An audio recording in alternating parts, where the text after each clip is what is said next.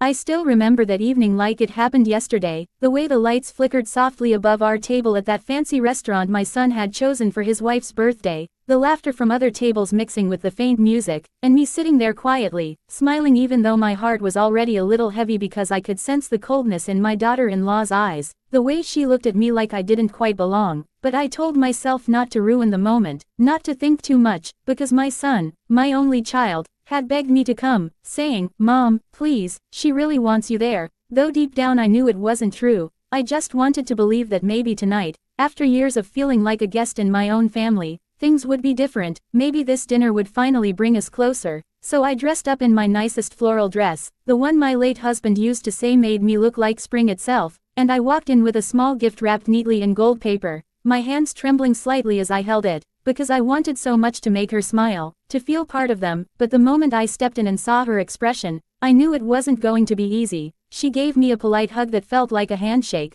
her perfume strong and sharp, her voice too sweet to be real as she said, "Oh, you made it, Mom," like she was surprised I had the courage to show up, and I smiled, pretending not to notice the tension, pretending not to notice that there was only one empty seat, at the corner, a little away from the rest, like they had saved the least comfortable spot for me. And I told myself it was fine, I've been through worse, I've raised a child alone, I've known hunger and heartbreak, a cold chair wouldn't kill me, so I sat there, quietly, listening to them talk about vacations and gadgets and new cars, things I couldn't really understand or afford, but I laughed at the right moments, nodded when they looked my way, grateful just to be there, just to hear my son's voice in the middle of all that noise, but deep down I noticed how he barely looked at me, how his attention was fixed on his wife, her every word, her every move, like he was living for her approval, and I wanted to be happy for him, I really did, but there was something in her tone that night, something that made me feel smaller with every passing minute, like I was shrinking into the shadows, invisible, unwanted, just another bill to pay, another mouth to feed, and when the waiter came to take the order, she snapped her fingers like she owned the world, ordering the most expensive dishes without looking at the menu, laughing loudly when I hesitated to order, saying, "Oh Mom, don't worry, we got this," but there was a little smirk there, one that told me it wasn't generosity, it was pity dressed as kindness, and I whispered, "I'll just have some soup," trying to make myself small, trying to not be a burden, and they went back to their laughter, their phones, their selfies, while I sat quietly, stirring the soup, feeling the warmth fade before it even touched my lips, and then halfway through, I excused myself to go to the restroom, needing a moment to breathe, to wipe the tears that had started to gather, and when I came back just a few minutes later, everything had changed. The table was empty except for a crumpled napkin and a half-finished glass of wine. I looked around confused, my heart pounding. The waiter approached with a concerned face and said softly, "Ma'am, your family left," and before I could even understand, I heard a voice behind me,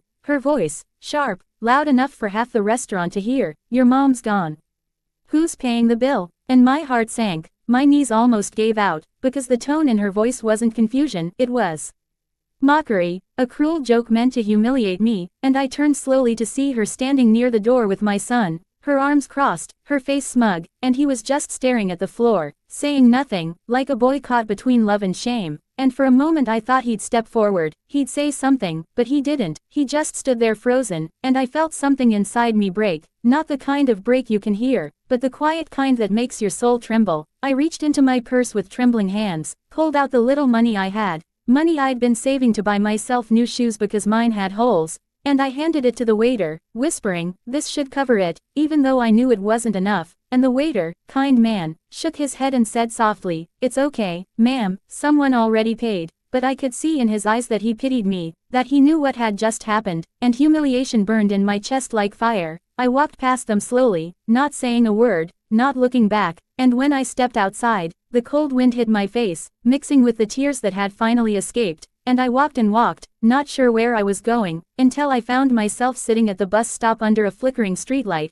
holding that gold-wrapped gift still in my hand, unopened, unaccepted, and I whispered to myself, maybe I shouldn't have come, but then I thought of my late husband, how he always said, "Grace costs nothing, but it's worth everything," and I decided right there I wouldn't let bitterness turn me cruel. I'd go home, I'd make myself a cup of tea, I'd feed the stray cat that waits outside my porch every night, and I'd keep living, because my worth doesn't depend on how they treat me, and yet deep down I hoped, maybe foolishly, that one day my son would remember the woman who held his hand through every fever, every heartbreak, every storm, and that night, As I sat in my small kitchen sipping tea alone, I heard a knock at the door, soft at first, then louder, and when I opened it, there he was, my son, his eyes red, his face pale, holding that same gold-wrapped gift in his hands, and before I could speak, he fell to his knees and said, "Mom, I'm sorry, I should have stopped her, I should have defended you," and the dam broke, tears spilling down both our faces, and I pulled him close, feeling his heartbeat against mine, whispering, "It's okay, my boy, you came home, that's all that matters," and for a long time, we just stayed there like that, mother and son, two broken hearts finding each other again in the middle of silence, and later he told me that after I left, the whole restaurant went quiet, that people stared at them, that even his wife's laughter faded when she realized how cruel she'd sounded, that the waiter's look of disgust made him feel smaller than he ever had, and that guilt followed him all the way home, and though I wanted to hate her, I couldn't, because hate only adds to the darkness, so I told him to forgive her, to talk to her, to be better, because families aren't perfect, but love, real love, can heal what pride destroys, and the next morning, she came too, eyes swollen, voice shaking, holding a bouquet of lilies, my favorite, and she said, "I don't know what came over me, I was angry, insecure, stupid," and I looked at her for a long moment before I took the flowers and said softly, "Sometimes it takes losing kindness to realize its value," and that night we all had dinner together again, not at a fancy restaurant, but in my small living room, eating the soup I'd made from scratch, and for the first time in years, laughter felt real, not forced, and when I went to bed that night, I thanked God for second chances, for forgiveness, for the strength to walk away without hate, because that's what saved us, not pride, not money, but the quiet grace of love that keeps a family from falling apart, and even now, years later, whenever I see a mother sitting alone at a restaurant or walking home in the cold, I smile softly and whisper a prayer for her, because I know that sometimes the strongest hearts are the ones that break in silence and still choose to love anyway, and that's what I did that night when she yelled, "Your mom's gone.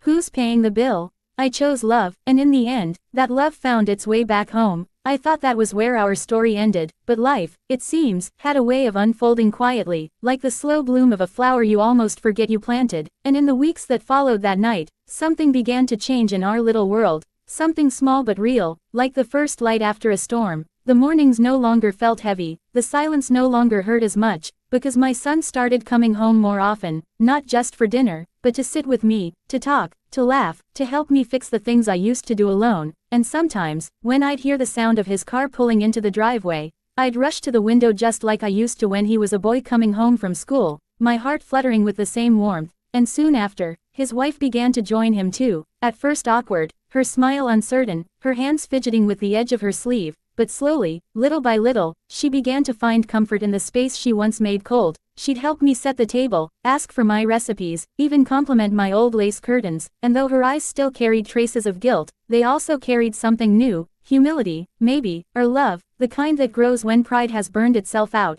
And one evening as we sat together folding laundry, she said softly, "Mom, I don't deserve your kindness," and I looked at her, really looked at her, saw the tears she was trying to hide, and I told her, "We all make mistakes when we forget where love comes from," and she just nodded, her lips trembling, whispering, "I'll spend my life making it right," and in that moment, I knew she meant it, because her voice wasn't polished or defensive, it was human, raw, trembling with the weight of regret and the hope of redemption. Days turned into weeks, weeks into months, and our home, the one that used to echo with silence, began to breathe again. Laughter found its way through the cracks, the smell of home-cooked meals filled the rooms, and sometimes I'd catch them, my son and his wife, holding hands in the kitchen, smiling at each other, no longer the polished couple who measured love in grand gestures, but two people learning how to be real, how to be kind, how to build something honest from the ashes of that cruel night.